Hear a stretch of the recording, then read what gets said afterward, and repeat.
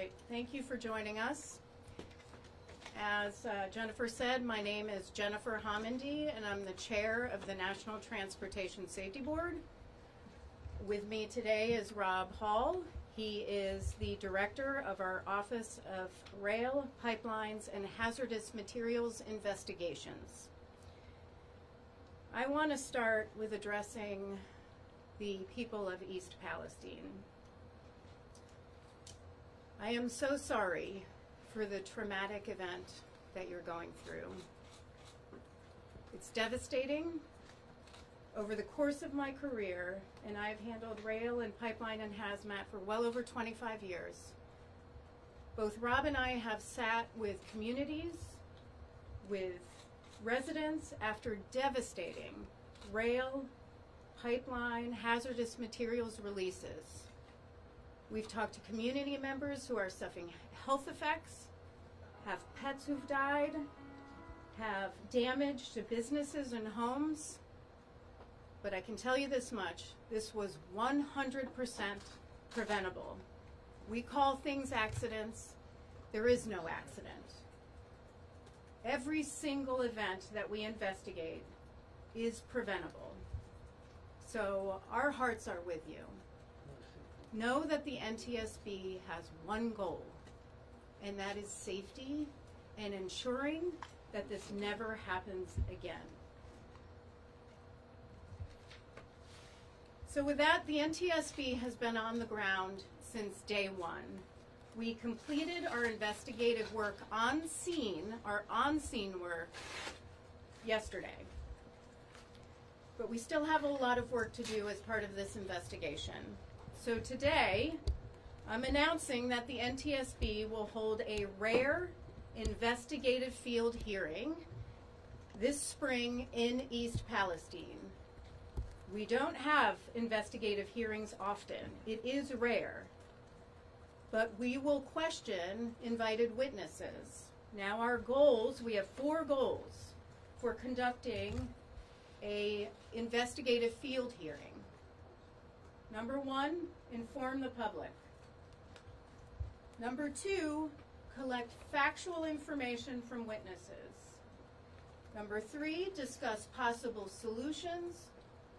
And number 4, build consensus for change. As you know, we also released this morning our preliminary report on the derailment. The report does not contain a probable cause that comes at the end of the investigation. It contains only factual information collected during the on-scene portion of this investigation. What I want to focus on today is what we know so far. I want to talk about our investigative process, and then I want to share some information generally about rail safety. We know for a fact that this derailment occurred at car number 23.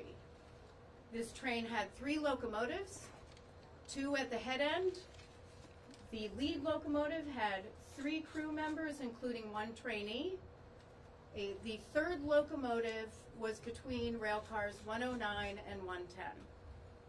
There were also 149 rail cars on the train.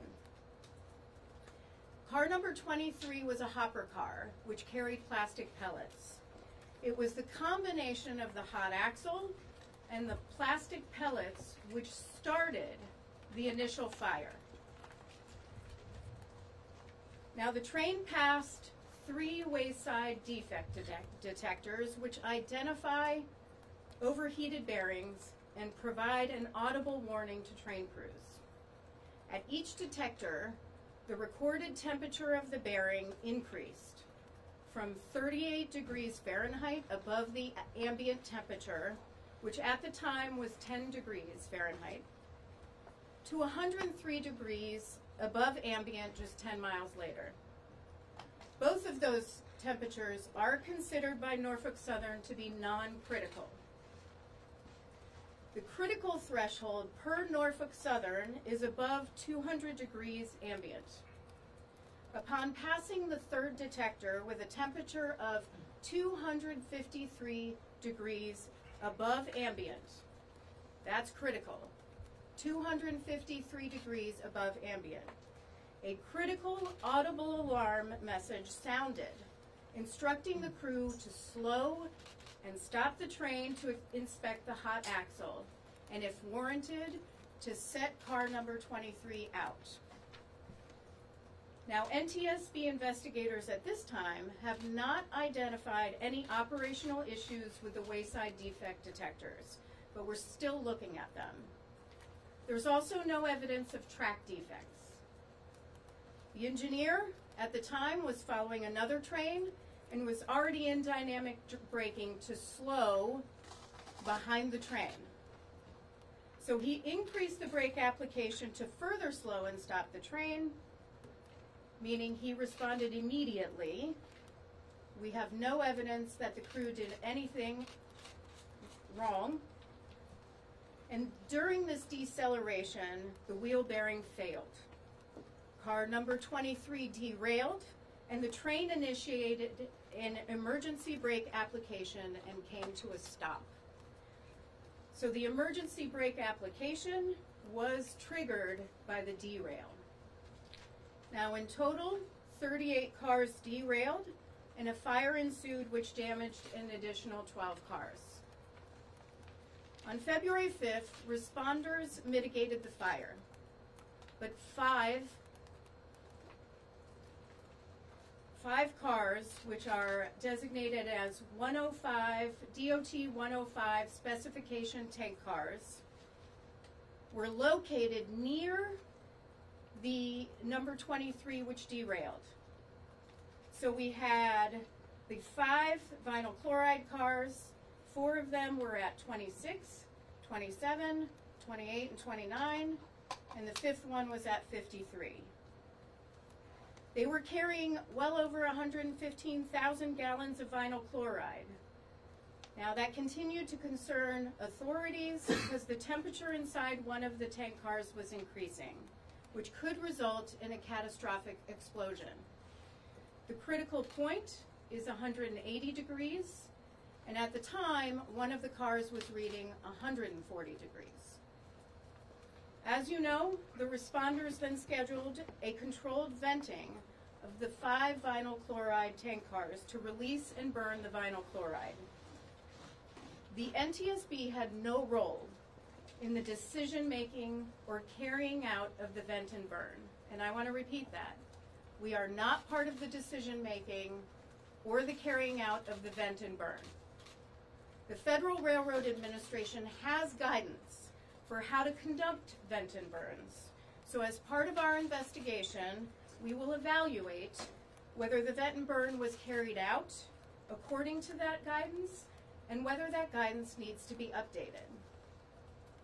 With respect to the tank cars, transporting the hazmat, the train consist, that's the list of what's included in the train by car, included 20 hazmat tank cars transporting combustible liquids, mostly lubricants and cooking oil, flammable gas, and the vinyl chloride. 17 of those 20 tank cars were fully loaded. 3 were residue cars.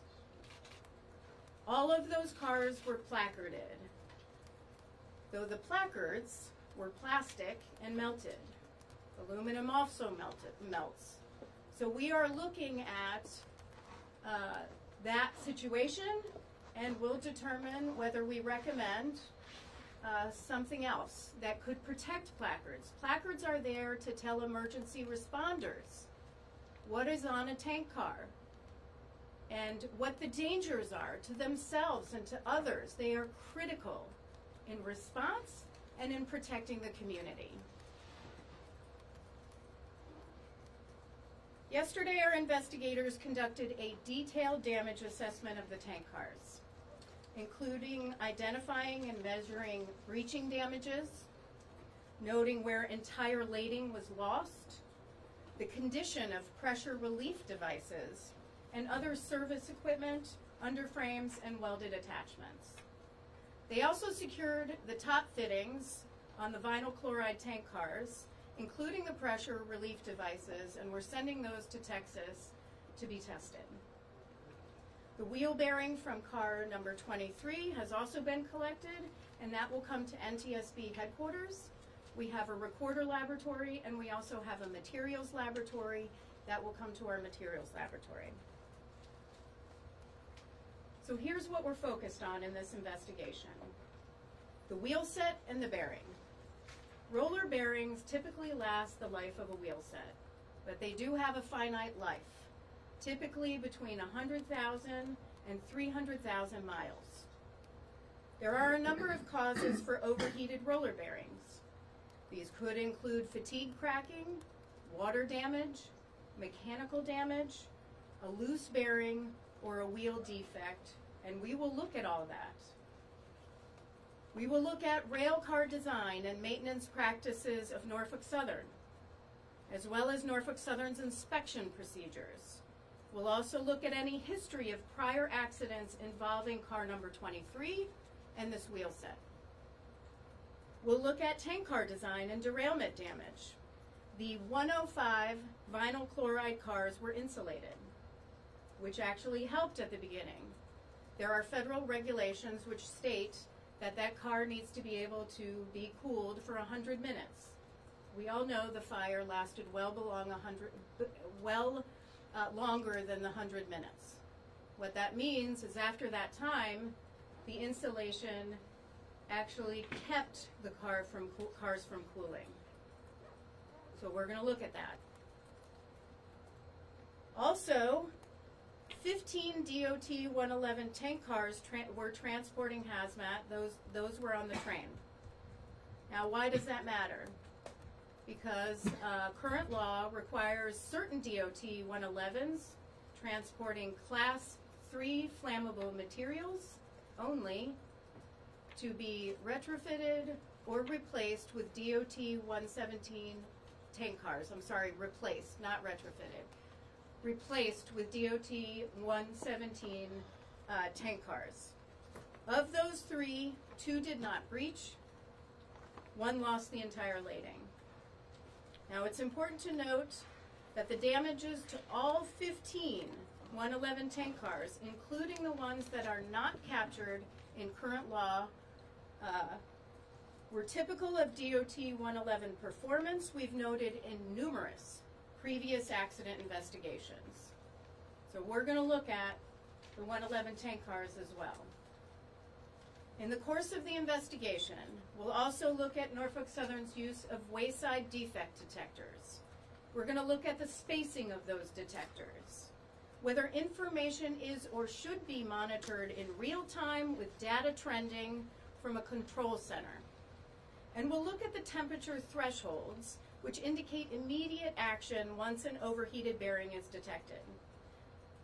Again, spacing and temperature are set by the railroads and vary considerably by railroads.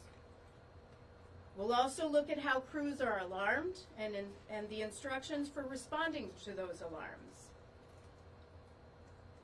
Now, roller bearings fail, but it's absolutely critical for problems to be identified and addressed early so these aren't run until failure. I'm going to quote a report from the Transportation Safety Board of Canada in a 2013 report which looked at wayside defect detectors and roller bearings. They said, it is recognized in the railway industry that wheel set roller bearings can fail catastrophically in as few as 10 to 15 miles on a train traveling at track speed. You cannot wait until they've failed. Problems need to be identified early, so something catastrophic like this does not occur again. This, of course, was much earlier than 10 to 15 miles, so we're going to look at that. Finally, we're going to look at the accident response, including how responders and the public received information prior to and right after the derailment. An informed public can be prepared to implement protective actions when accidents occur, while the general public may not require detailed information, such as the specific numbers, dates, and times of hazmat tank cars traveling on any route. They need to know, absolutely deserve to know, whether they live or work near a hazmat route. They also need to be aware of the hazards associated with releases, what railroads will do to prevent accidents and mitigate consequences, how to recognize and respond to an emergency, what protective action to take in the event of a hazmat release, and how to contact railroads and federal authorities regarding specific concerns, and that should also include state authorities. Now, we've issued a number of recommendations, rail safety recommendations. These are recommendations to improve rail safety following tragedies. Some of these recommendations go toward urging railroads to work with communities on the emergency planning, on routing, what should be routed and not routed through communities, and what information the general public and emergency responders need and deserve. So now I'm going to move into what is the NTSB's process. We are still in the fact-finding phase. You might say, what takes so long? We know what derailed the train. We have a lot of questions. In the initial stages of any investigation, we often receive information that's inaccurate. So we have to ask a lot of questions. And those questions create more questions so that we dig deep. We are very methodical in our investigative process. That takes time. Now, in this fact-finding phase, we have what we call parties to an investigation. These are groups of people who can help us gather the facts after a terrible tragedy. In this one, we have the USDOT's Pipeline and Hazardous Materials Safety Administration, the Federal Railroad Administration, Ohio State Highway Patrol, the Village of East Palestine, Norfolk Southern Railway, Trinity Industries Leasing Company, GATX Corporation, those two deal with rail cars, manufacturing of rail cars, and we have 4 unions, the Brotherhood of Railway Carmen, the International Association of Sheet Metal, Air, Rail, and Transportation Workers, the Brotherhood of Locomotive Engineers and Trainmen, and we just added the International Association of Firefighters. Now, these entities help us gather the facts around investigations. There's an advantage to that for them, too. They get the facts when we get the facts, and they can take immediate action to improve safety. They do not have to wait for the end of our investigation and should not wait. We expect them to act. Once the fact-finding is concluded, which takes a few months, then everyone will agree in the facts. That will go into factual reports, which will be included in our public docket. Then we will go into our analysis phase. None of those entities are part of the analysis phase. They cannot. The NTSB is an independent federal entity, and we need to remain independent. So we conduct the analysis of those facts, and we issue safety recommendations in a final report, as well as findings, the probable cause or causes, because there could be contributing causes. And for this one, it'll probably be 12 to 18 months from now. But here's what I'm going to say to the communities, because you might be saying, what takes so long? Again, it takes a long time. We are very deliberative. We are the gold standard when it comes to investigations globally. And we are methodical in our approach. But if we see a safety issue that we need addressed immediately, something systemic, we will not hesitate to issue an urgent safety recommendation. We did that just a few months ago, and FAA acted on that immediately, so that process works. And we will not hesitate to do it again, especially in this one. So with that, there is a lot more work to do. So I'm just going to pledge to the community and to others, we never go away. Our whole goal is to improve safety, to issue safety recommendations to prevent this so East Palestine and other communities never experience this again. We will work then, after those safety recommendations are issued, to get those recommendations implemented. There are recommendations we have consistently worked on for 50 years. Positive train control is a great example. We don't give up, and we won't give up on this one.